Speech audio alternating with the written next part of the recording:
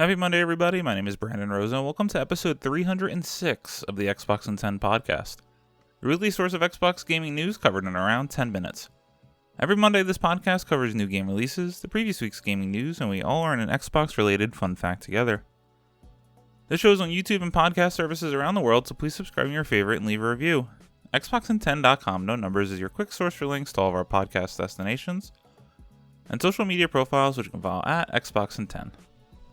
The big game out last week, at least in early access with the full release on April 8th, was South of Midnight. And the games coming out this week include IX Ion, Anima Flux, Commando's Origins, Descenders Next, Detectives from the Crypt, El Phaser, Little Droid, Secrets in Green, The Epics Collection Handheld, Blueprints, Hook Complete Edition, Monaco 2, Horde Core, Monster Energy Supercross 25, the official video game, Pocket Bravery, Promise Mascot Agency, The Sekimaya Spun Glass, The Talos Principle Reawakened, Steel Seed, Bear Escape Mission, Cappy's Quest, Mob Control, Big Buck Hunter Ultimate Trophy, Mortis Omem, The Black Within, West Escape, and Windborne Concrete Jungle. There are some games you can now play and or are coming soon to Xbox Game Pass. You can now play Borderlands 3 Ultimate Edition, Cloud Console and PC. All you need is help on console. Still Wakes the Deep on Series X and S. Wargrove 2 on console. April 8th, Diablo 3 Reapers of Souls Ultimate Evil Edition on console and PC.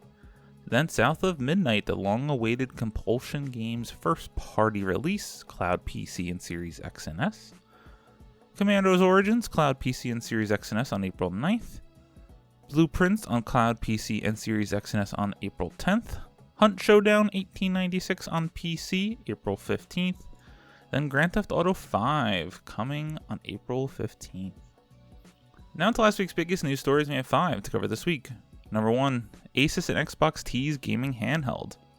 Tom West at True Achievements writes, "It looks like we might see the rumored Xbox branded handheld announced soon, as Asus and Xbox appear to be teasing a gaming handheld via a new Asus ROG Ally trailer. Asus has dropped a ROG Ally teaser trailer on social media hinting at an upcoming announcement for its gaming handhelds. Interestingly, the official Xbox account has replied to the post with the same meme it used for the Series S leak in 2020.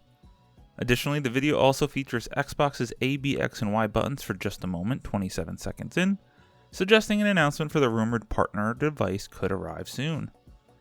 Last month, Windows Central reported that the Xbox had partnered with Asus for a new gaming handheld. An official handheld device is apparently in development, but before it releases, we'll reportedly see this device, codenamed Kennen, launch later this year. The device is said to be Xbox branded with an updated design compared to the current ROG Ally, featuring, quote, more prominent grips and a dedicated Xbox guide style button, end quote. Interestingly, the device will reportedly only play PC games and Xbox Play Anywhere titles, much like other Windows-based handhelds. While the other initial reports suggest that you take the pricing with a grain of salt, the Kennen device will reportedly and potentially cost between $499 and $599 for the base model. Well, first off with the price, who knows with all the tariff discussions and happenings going on around the world. As for this announcement coming soon, it'll be cool to see exactly what this is, but truly it just doesn't have me excited. I don't want that partner device right now. We kind of have those options already.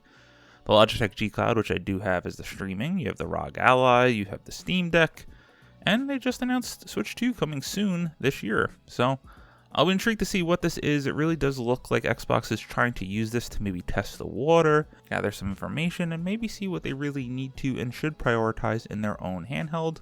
So I'm a fan of that part. Take your time, make it right, and I'll be there day one. Number 2, COD Warzone servers back online, adding Verdansk for the first time since 2021. Eddie Makic at GameSpot writes, "If you tried to boot up Call of Duty Warzone today only to encounter an error message saying the game is offline and unplayable, there is no cause for panic or alarm. The popular Battle Royale game was taken offline on April 2nd for a period of 24 hours as Activision prepares to bring back Warzone's OG map, Verdansk. While Warzone may be offline for 24 hours, Black Ops 6's new Season 3 update is available now, ushering in a new multiplayer and zombies content. Any Warzone fans who still want to play Call of Duty during the 24-hour downtime can play Black Ops 6 multiplayer and zombies for free, and this includes the new Season 3 content that just went live today. Players can also grab the Kilo 131 assault rifle for free right now, and while it's not available for use in Warzone until the game comes back online, it's ready for use in Black Ops 6 multiplayer now. I had to include this as, yes, I'm recording this late on Sunday, and I spent all weekend with my buddies here, and we played Verdansk for 20-something hours maybe. Pulled off only one win, but damn it, was it a fun time. So nostalgic to go back to those early Warzone days on Verdansk during the pandemic with everyone who was playing. Just an absolute blast. Do I still have my issues? Was I angry many times during this experience? Yes, but it's still great Battle Royale fun. Number 3, multiple upcoming Xbox games appeared at today's Switch 2 Direct. Fraser Gilbert at Pure Xbox writes, today's Nintendo Switch 2 Direct featured a bunch of games that are also coming to Xbox in the future, including the likes of Tony Hawk's Pro Skater 3 and 4 and Hollow Knight Silksong, both hitting Xbox Game Pass in 2025. Here are all the Xbox-related announcements and trailers from the Switch 2 Direct on April 2nd.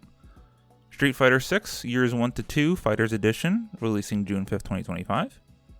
Daemon X Machina Titanic Scion, releasing September 5th, 2025. Tony Hawk's Pro Skater 3 and 4 July 11th, 2025, coming to Game Pass. Star Seeker Astroneer Expeditions TBD 2026. And Hollow Knight Silksong TBD 2025 and coming to Game Pass. Yes, it was cool to get another look at Hollow Knight and Tony Hawk's Pro Skater 3 and 4. However, to me the big discussion was what wasn't at the Nintendo Switch Showcase. It seems like everyone was really hyping up and leaning into the rumors that Halo was going to make its debut onto other platforms at the Nintendo Switch 2 Direct. That really did seem like a slam dunk if they're actually working on bringing, say, the Master Chief Collection to other consoles, and to get that on Switch, that would be incredible. Did not happen. Will it ever happen? I don't know, but it isn't today. Number 4, Marvel Rivals will soon get new heroes every month. Tyler Culp at Polygon writes, Marvel Rivals is about to start getting new heroes every month as the length of its seasons gets shorter, creative director Guanggan Chen said in an update video on Thursday. Starting with Season 3, Marvel Rivals seasons will last 2 months instead of 3, which means we'll get a new hero at the start of the month and halfway through. Quote, after extensive internal discussions and thorough evaluations, we've decided that starting from Season 3, the seasons will shift to a 2-month format, with a new hero debuting each month, end quote, Chen said. The shorter time frame means things like the rate at which you can earn in-game currency and unlock cosmetics on the Battle Pass will have to change. Those details, Chen says, will be clarified before the launch of Season 3, which should be in early July. This aggressive release schedule for new heroes will be considerably faster than that of its closest competitor Overwatch 2. Blizzard only releases new heroes around every 6 months, with its newest hero Freya coming out in a few weeks. Although Marvel Rivals will be able to squeeze out all 4 members of the Fantastic Four in Season 1, Niantic's game says that was a special case and to expect 2 heroes per season going forward.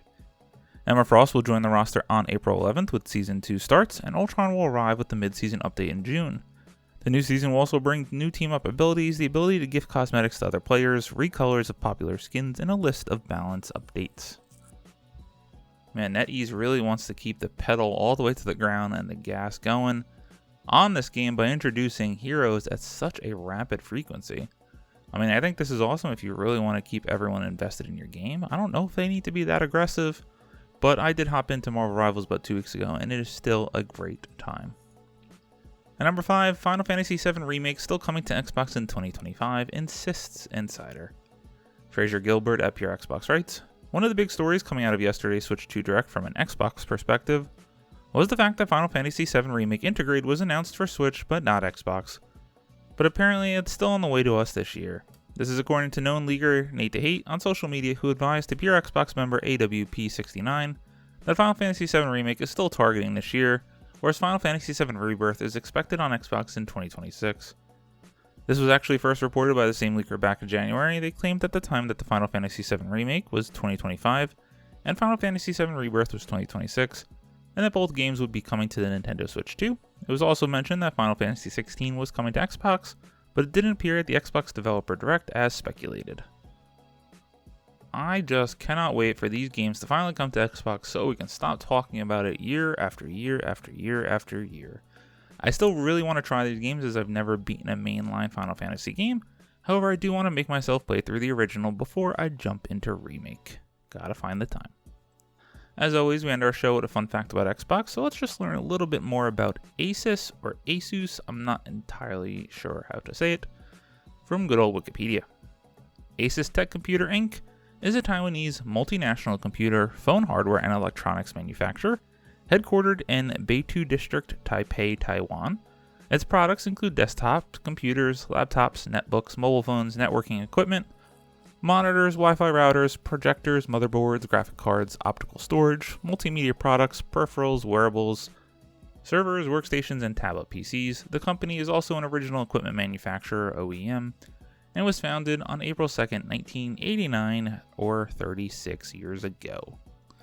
Asus has continued to be a big partner with Xbox, and seemingly so on their next handheld partner device, and it seems like at least in the next few months we should finally see what this thing looks like. Thank you all for listening to the Xbox in 10 podcast, your weekly source of Xbox gaming news covered in around 10 minutes. If you like the show, please subscribe to your favorite podcast service, share it with your friends, leave a review, follow on all social media at Xbox in 10. This past week, as I mentioned, Warzone with the boys, 20 plus hours, only one win, sad. But it was a great time regardless. We also jumped into a few rounds of Fortnite, Fall Guys, and of course a couple of rounds of Smash. Nick, you were missed. My name is Brandon Rosa. You can follow me on Xbox at Brosa93. Hope you have a great week, stay safe, and keep on gaming.